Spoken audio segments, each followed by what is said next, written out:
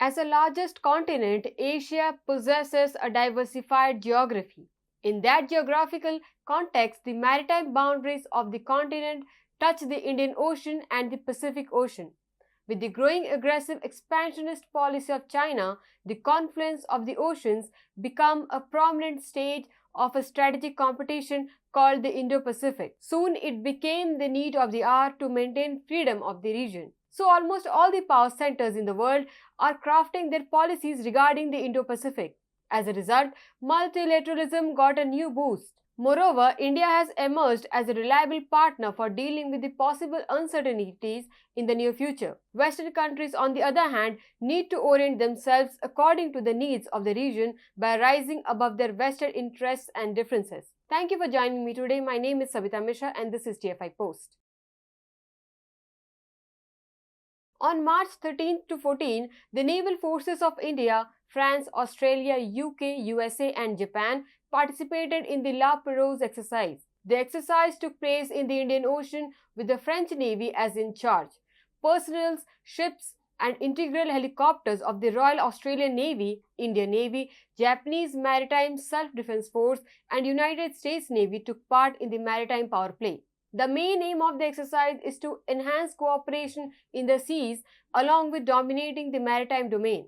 The exercise is also significant for brushing operatives' preparedness of the participatory navies. But the biggest thrust of the exercise, as perceived by the scholars, is its deterrence to growing Chinese aggression in the Indo-Pacific as a whole and South China Sea in specific. But let us first look at the past developments of this exercise.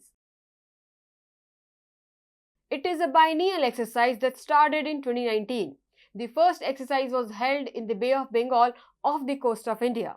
The exercise involved a series of naval drills including surface warfare, anti-submarine warfare and air defense exercises. Additionally, the participating navies conducted joint maneuvers such as replenishment at sea and communication drills. The exercise demonstrated the high level of coordination and cooperation between the naval forces of 4 countries. After 2 years in 2021, the exercise took place for the second time in the waters of the Eastern Indian Ocean and the Bay of Bengal. Due to the ongoing COVID pandemic at that time, the exercise was conducted in a non-contact at-sea only format. However, it turned out to be a success with the participating countries improving their interoperability. It is a well-known fact that the South China Sea is facing challenges because of China's claim over the majority of the region on the basis of 9-line. The main reason for such a claim is covered by the ancient territorial extent of mainland China, but in reality, it is based on current luring trade routes through the region. Control of the sea routes would give China a significant command over the world trade. As the South China Sea lies at the center of the Indo-Pacific, all stakeholders in the region are interested in the region's stability for their mutual benefits. This has given rise to discussions on rules-based order, freedom of navigation, peace and stability of the region, and supply chain resilience. In a nutshell, the policy towards the region is free and open Indo-Pacific. There are many multilateral alliances, dialogues, and forums involving the Western countries like ASEAN and India. Some of the prominent organizations aiming at the Indo-Pacific region are Quad, AUKUS, IPEF, among others. Still, there are 3 trends in the foreign policy regarding the region. Out of the 3 trends, first group believes in a containment strategy, which includes countries like Japan.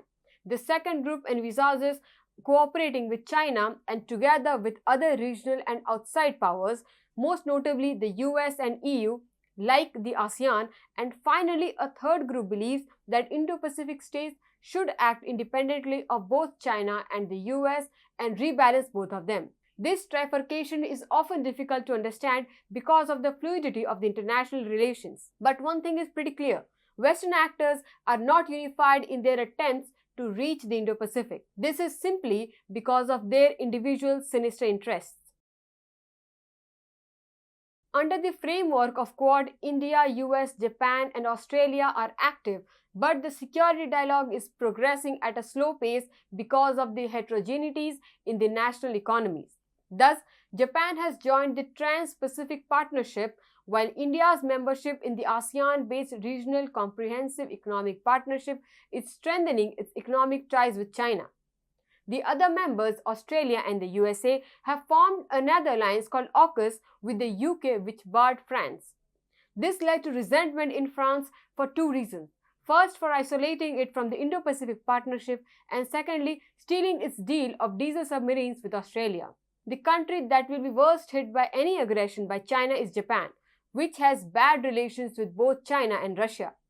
Along with that, India emerged as a peaceful center in the region because of its immense potential, which cannot be neglected. Still, it opted out of the trade pillars of IPEF. These all have had unsuccessful and withered effects on the region. Although it is not visible to be happening in the near future, but La Perouse Exercise can resolve these hitches in the Indo-Pacific.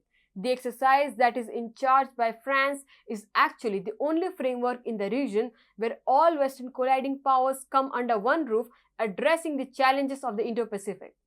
This gives immense possibilities for all stakeholders to revalidate their approach to whether they want a free and open Indo-Pacific or not.